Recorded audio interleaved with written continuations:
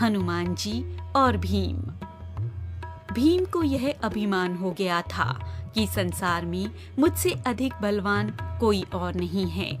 100 हाथियों का बल है उसमें, उसे कोई परास्त नहीं कर सकता। और भगवान अपनी सेवक में किसी भी प्रकार का अभिमान रहने नहीं देते। इसलिए कृष्ण ने भीम के कल्याण के लिए एक लीला रच दी। द्रौपदी ने भीम से कहा, आप श्रेष्ठ गदाधारी हैं, बलवान हैं। आप गंधमादन पर्वत से दिव्य वृक्ष के दिव्य पुष्प ला कर दें। मैंने अपनी वेणी में सजाने हैं। आप समर्थ हैं, आप ला सकते हैं। लाकर देंगे न दिव्य कमल पुष्प? भीम द्रौपदी के आग्रह को नहीं टाल सके। गदा उठाई और गंधमादन पर्वत की ओर चल पड़े, मदमस्त हाथी की तरह, किसी तनाव से मुक्त, निडर। भीम कभी गदा को एक कंधे पर रखते, कभी दूसरी पर। बेफिक्री से गंधमादन पर्वत की ओर जा रहे थे। सोच रहे थे, अब पहुंचा कि तब पहुंचा। दिव्य पुष्प लाकर द्रौपदी को दूंगा, वह प्रसन्न हो जाएगी। लेकिन अचानक उनके बढ़ते कदम रुक गए। देखा, एक वृद्ध लाचार और कमजोर वानर मार्ग के एक बड़े पत्थर पर बैठा है। उसने अपनी पूंछ आगे के उस पत्थर तक बिछा रखी थी जिससे रास्ता रुक गया था। पूंछ हटाए बिना आगे नहीं बढ़ा जा सकता, अर्थात उस वानर ने अपनी पूंछ से मार्ग रोक रखा था। और कोई भी बलवान व्यक्ति किसी को उलांघ कर मार्ग नहीं बनाता, बल्कि मार्ग की बाधा को हटाकर आगे बढ़ता है। बलवान व्यक्ति बाधा सहन नहीं कर सकता, या तो वह बाधा स्वयं हटाता है या उस बाधा को ही मिटा देता है। इसलिए भीम भी रुक गए। जब मद, अहंकार और शक्ति बढ़ जाती है तो आदमी अपने आप को आकाश को छूता हुआ समझता है। वह किसी को खातिर में नहीं लाता और अत्यधिक निरंकुश शक्ति ही व्यक्ति के विनाश का कारण बनती है। लेकिन श्री कृष्ण तो भीम का कल्याण चाहते थे, भीम का विनाश नहीं, सुधारना चाहते थे। भीम ने कहा, ए वानर, अपनी पूंछ को हटाओ, मैंने आगे बढ़ना है। वानर ने देखा, एक बलिष्ठ व्यक्ति गदा उठाए, राजसी वस्त्र पहने, मुकुट धारण किए, बड़े रौब के साथ उसे पूंछ हटाने को कह रहा है।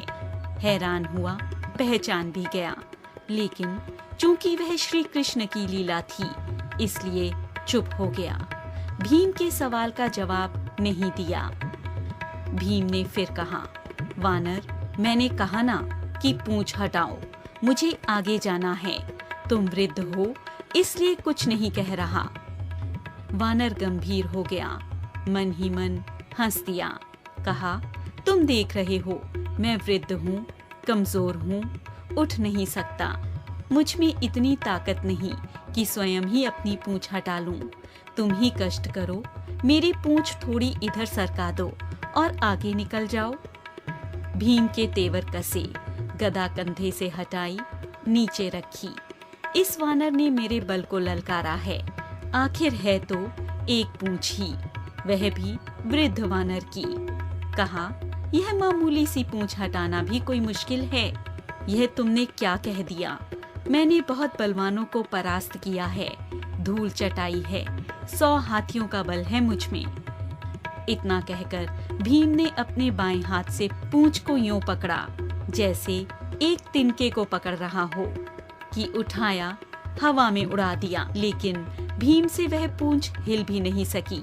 हैरान हुआ, फिर उसने दाएं हाथ से पूंछ को हटाना चाहा, लेकिन दाएं हाथ से भी पूंछ तिल मात्र नहीं हिली। भीम ने वानर की तरफ देखा, वानर मुस्कुरा रहा था। भीम को गुस्सा आ गया। भीम ने दोनों हाथों से भरपूर जोर लगाया, एक पांव को पत्थर पर रखकर आसरा लेकर फिर जोर लगाया, 2-3 बार। लेकिन हर बार भीम हताश हुआ।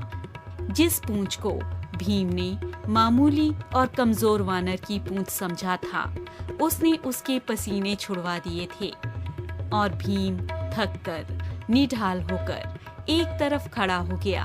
सोचने लगा, यह कोई मामूली वृद्ध वानर नहीं है, यह दिव्य व्यक्ति है और इसकी असीम शक्ति का मैं सामना नहीं कर पाऊंगा। विनम्र और झुका हुआ व्यक्ति ही कुछ पाता है, अकड़ उसे ले डूबती है, ताकत काफूर हो जाती है और भीम वाकई वृद्ध वानर के सामने कमजोर होने लगे थे। मद और अहंकार काफूर हो गया और जब मद और अहंकार मिटता है तभी भगवान की कृपा होती है। भीम ने कहा, मैं आपको पहचान नहीं सका, जिसकी पूंछ को मैं उठा नहीं सका वह कोई मामूली वानर नहीं हो सकता। मुझे क्षमा करें, कृपया अपना परिचय दें। वानर उठ खड़ा हुआ, आगे बढ़ा और भीम को गले से लगा लिया। भीम, मैं तुम्हें पहचान गया था, तुम वायु पुत्र हो। मैं पवन पुत्र हनुमान हूँ, श्री राम का सेवक। श्री राम का सेवक होने के सिवा मेरी कोई पहचान नहीं और उन्हीं के आदेश पर मैं इस मार्ग पर लेटा हूँ, ताकि तुम्हें तुम्हारी असलियत बता दूं।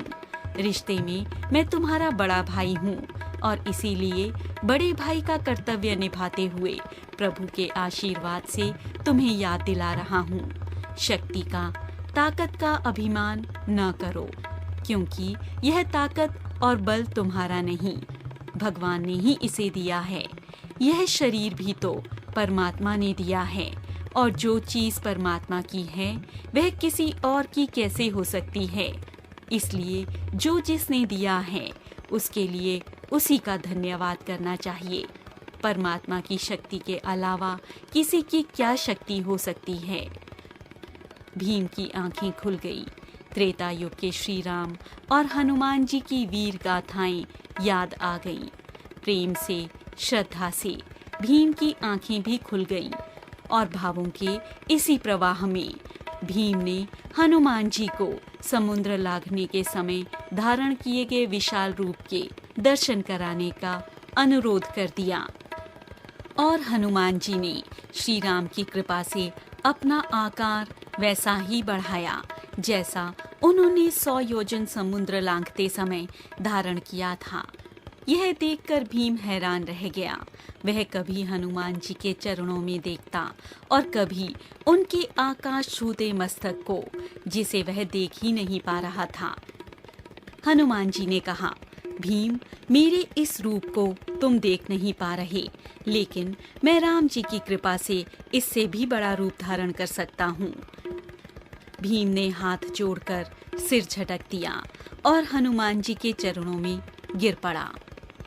भौतिक पद, प्रतिष्ठा और धन का अभिमान कैसा, ये तो कभी भी नष्ट हो सकते हैं। भौतिक पदार्थ भौतिक सुख ही देते हैं, लेकिन परमात्मा की कृपा तो शाश्वत होती है, जिसे कोई छीन नहीं सकता, चोर चुरा नहीं सकता। आदमी को उसी दायरे में रहना चाहिए जिसमें परमात्मा रखे।